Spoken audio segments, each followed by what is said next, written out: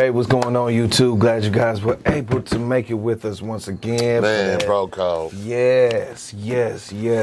Well, we got a great story right here for you guys. It's kind of a lineup and a continuation from the story that we did about the teens taking over the major cities. Yeah, part two. That's what we call it, yeah. Yes.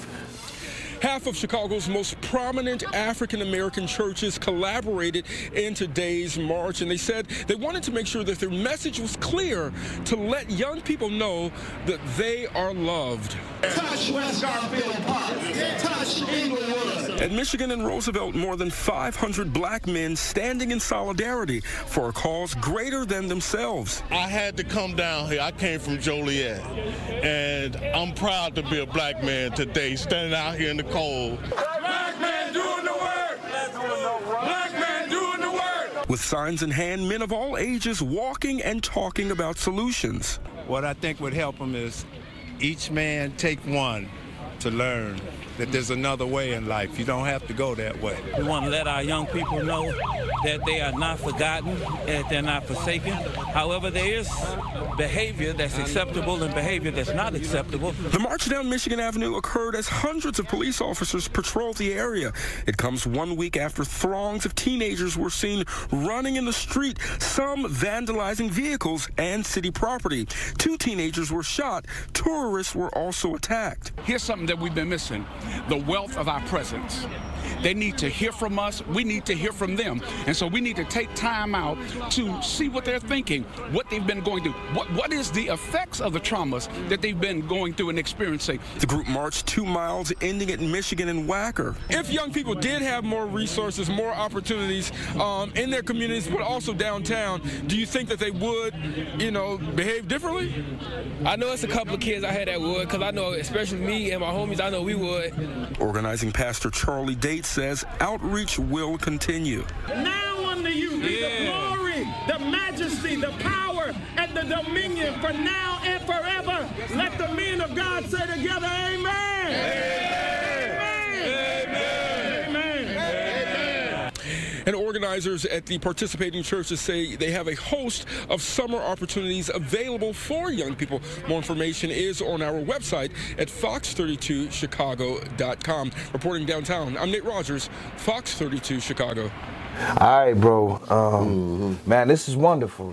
Your thoughts before I put the last touch on that. I would like to know your thoughts. Well, I mean, yeah, it's definitely wonderful. I love to see that the black man uniting, period. You know what I mean? And taking accountability for their neighborhoods and their sons and the younger generation of kids out here, you know what I mean? Because they do need us.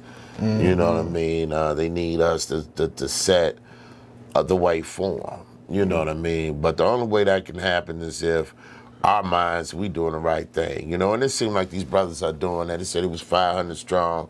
So they share a common belief. You know what I mean? So it seems like they're working in unison, under one mind, and one goal. And that's to preserve and to look out for the younger black generation, young black American generation. You know what I'm saying? So I think it's a wonderful thing. We don't know every kid's situation that was out there at Millennium Park, prior to that, to that incident, whatever. But I just kind of want to put it out there. Not every kid is struggling.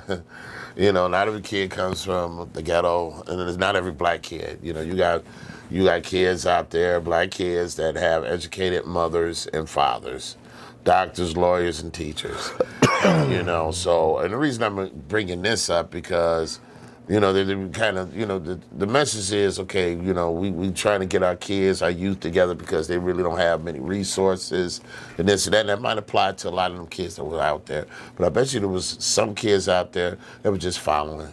They were just following. Yeah, definitely. They were just following. They're going home to a good cooked meal at a house or whatnot. So it's more. I think it's more than just that for the kids. Yes, the kids do need that first and foremost, and yes, they do need something to do. When I was young, Boys and Girls Club. Boom. You know what I mean? I would go to the park, play ball, you know, whatever. You know what I'm saying? There's always something to do when I was younger. You know what I'm saying? And that still needs to be for these kids now. You know, that we have for the generation of kids that's out here now. But I do think, again, and I'm just, you know, again, going to emphasize on it, that you still need, that still doesn't excuse what they did at Millennial Park and their behavior. You know, they came down there, and they came down there on some social media stuff, because that's how it was passed out there. And they came down there knowing they weren't supposed to be there, okay? Because they weren't old enough. They did not have chaperones or guardians with them. So that behavior is still not acceptable, though.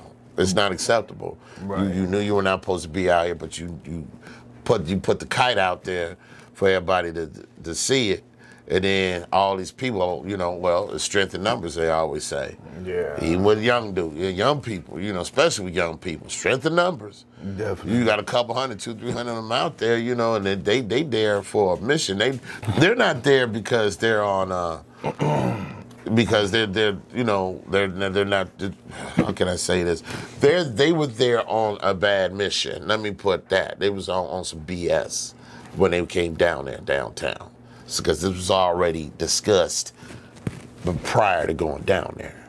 So if you down there for that, that's unacceptable. You know what I mean? Yes, we gotta feed our kids, we gotta teach our kids, we gotta teach them a better way and all that. And you know, and definitely etiquette is definitely one of them. You know what I mean? And it's just not me just speaking. You know, me myself. You know, I've tried to do that with my, you know, my younger counterparts. You know, younger generation. You know, from even from my little brother. You know what I mean? To you know, younger friends that I had that I might have hung out, played ball with or whatnot, or went to camp with, whatever the case was or is. You know, even still to this day, I try to talk to the younger generation and try to, you know, just try to show them what I know and talk to them, school them. And some of it's appreciated. Some of them appreciate it. They really do. And some of them, some young people came to me because they're like, hey, old school, you just look like somebody I could talk to, you know? I guess it's a good thing, you know what I mean? And I embrace that, you know? I feel like I'm doing God's work when I'm able to say one, you know what I mean? Or had the potential to say one. Because, you know, a lot of people want to be saved. They just need to hear the right words and just have somebody that cares to just say the words to them and believe in them, man. Right. You know what I'm saying? Right. So, you know, God's work is never done. Not at all. You know what I'm saying? So I applaud the men out there, the brothers out there that's trying to, you know, each one teach one, you feel me? You know what I'm saying? Hats off to y'all brothers out there. Y'all keeping the good work, and hopefully y'all multiply in more numbers, you know, so y'all can touch more young hearts out there. You know what I'm saying? That's on some real stuff. Yes, you know, yes. So. With that being said, you guys heard the dialogue. Go ahead and leave your comments. And let us know what you think about this story right here. And, hey, if you haven't already, smash the like button, subscribe, hit that notification bell. Ding. And until next video, you guys. Peace.